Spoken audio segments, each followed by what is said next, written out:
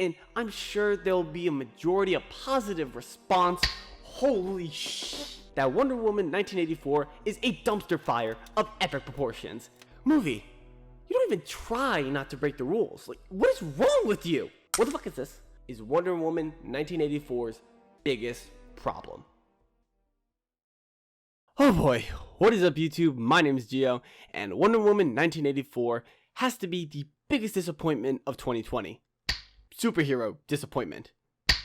Oh my god. Okay, what I mean is that I didn't expect much out of movies like The New Mutants or Birds of Prey, but Wonder Woman was different. In my opinion, the first movie was amazing. It looked at the complexities of war and conflict, gave a great character arc for Diana, and had some iconic action. I mean, look at the No Man Land scene.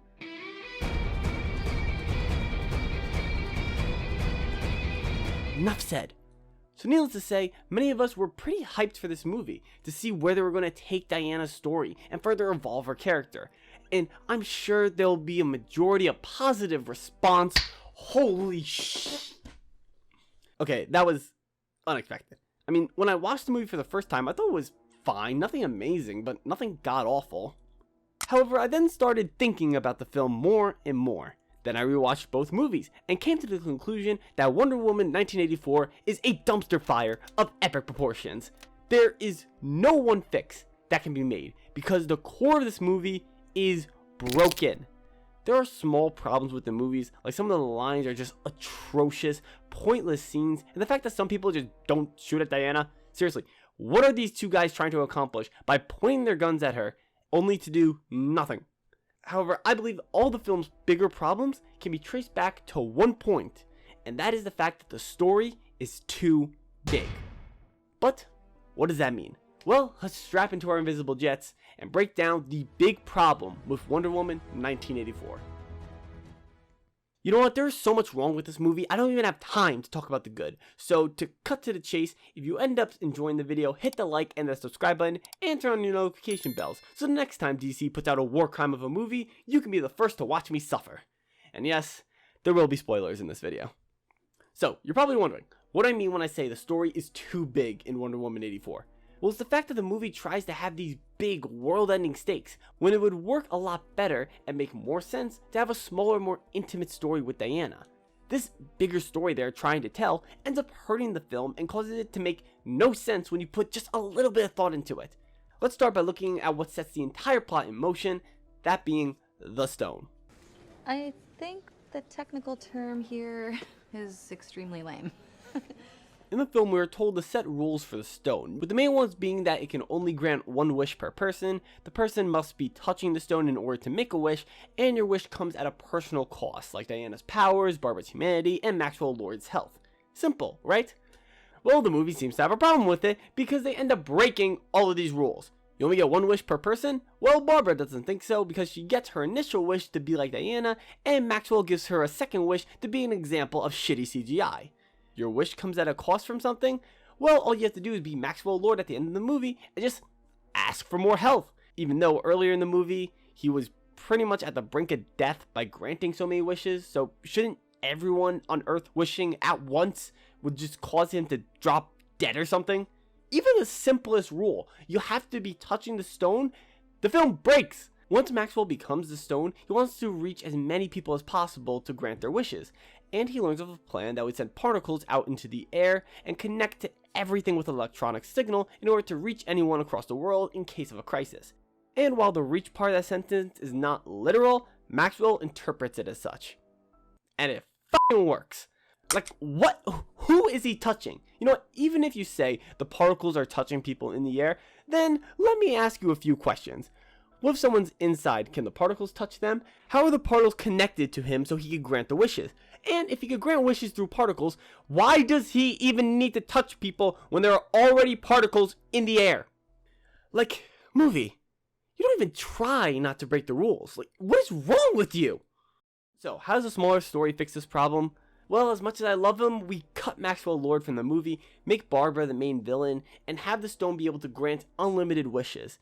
After her initial wish, Barbara can become obsessed with the power and attention that the stone brings her, much like Maxwell, and then use it to manipulate people to commit some small crimes for her benefit. Make her someone who enjoys the thrill of the chase more than the results. So it makes sense why she just doesn't wish for the stuff herself. Because where's the fun in that? And boom, we just fixed a giant plot hole in the movie, and all we had to do was dial back the scale. Let's keep going. Wonder Woman 84 ends up screwing up the already messed up DCEU continuity. In this movie, the world is on the brink of ending, and you are telling me that in Batman v Superman, Lex Luthor was able to connect Diana to a World War I picture, but never thought to have this in the file he created for her? I don't know. The almost ending of the world with a sighting of an armor-clad woman is something I feel like would deserve at least a post-it note or something. And that's not Batman v Superman's problem. That is this movie's problem. Because if you're writing within a universe, you need to write within the rules of said universe. Seriously, how does nobody know about Wonder Woman and Batman v Superman? No one said anything, took records of anything, or even just questioned about the fucking glowing light from their TV showing them the truth? This film had a smaller story that had the majority of the conflict being small crimes like at the opening fight and a final personal fight with Cheetah. It fixes this continuity problem and makes it more believable that there is barely any records of Diana. However, this film doesn't just mess with DC's past movies, but also their future ones. They have completely eliminated two characters from ever coming back to their original form. Maxwell Lord, one of the best manipulators in comics, and Cheetah, Wonder Woman's most recognizable villains. All so they can fit these characters in the mold of their dumbass message at the end.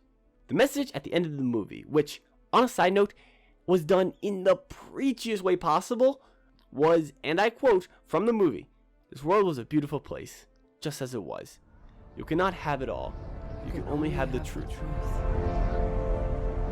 And the truth is enough." What the fuck is this?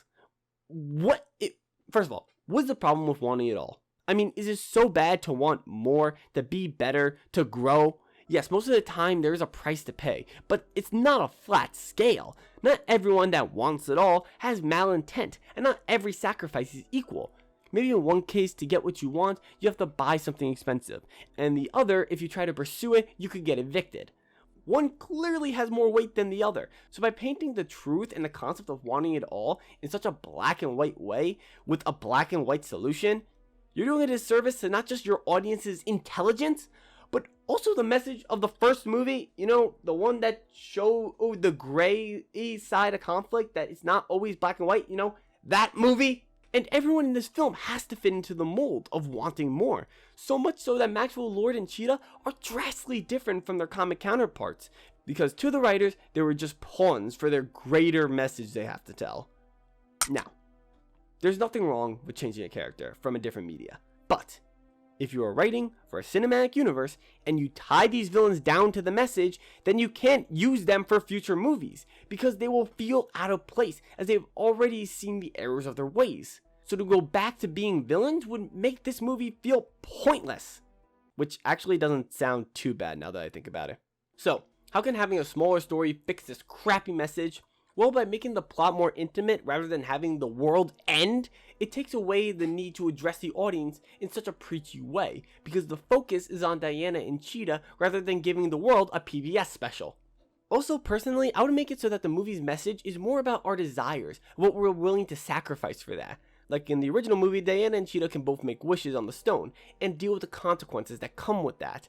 However, Diana will come to the realization that her selfish desires are getting more people hurt because she is losing her powers. Cheetah will see the same thing, but it only makes her want more power than she already has. Diana, seeing this, will give up her desire so she can stop Cheetah and destroy the stone. This tighter focus stops the message from feeling as preachy and can have the audience think about their own desires and the effects it could have on others, and how an unhealthy obsession with it can affect yourself. We're not saying all that matters is the truth and stick with just that. We're telling people to grow but appreciate what they already have by showing Diana's growth throughout the movie and eventually letting her desires go. There, we just made the message for the movie more reasonable, less in your face, and left the door open for Cheetah to appear in future movies. And it's all because we chose to do a smaller story. Wonder Woman 1984 is a disappointment. It fails to deliver the same quality of storytelling that was in the first movie, and only strives to make the stakes bigger and more bombastic.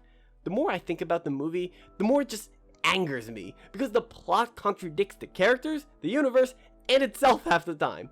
I hate that I don't like this movie, because I love DC's characters so much. But the best movies in the DCEU haven't been the ones with the world-ending stakes, but the ones that tell a more personal story, that aren't afraid to go a bit smaller, that really look at the heart of these characters, rather than trying to make a big story with very little substance.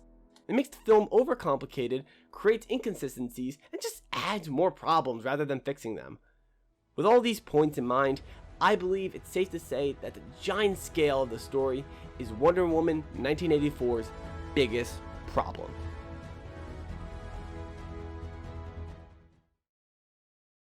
And those are my thoughts on Wonder Woman 1984. Hope you guys enjoyed the video, and let me know what you guys think about it down in the comments. My next video should be on WandaVision, and I say should be because I have no clue what I'm going to do for it. I don't even know how to talk about that show, let alone to come up with a topic with it. So it's going to be a difficult one. It's going to be a difficult one. And then I got Batwoman Season 2. Fuck. Anyway, like I said, hope you guys enjoyed the video. If you guys liked it and you're new to the channel, hit that like and that subscribe button. Also, click on the notification bell so you'll be notified whenever new videos come out. But anyway, my name is Gio, and we'll touch you all later. Peace. Had to do a little quiet clap there. Peace.